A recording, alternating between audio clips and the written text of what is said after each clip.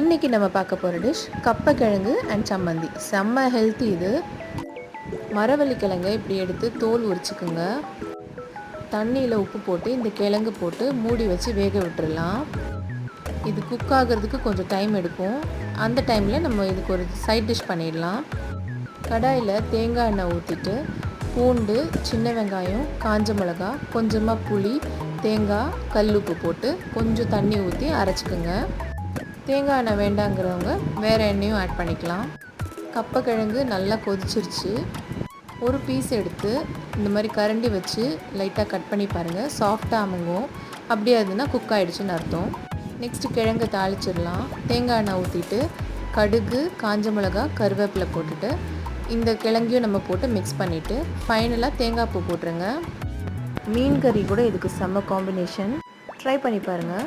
Thank you.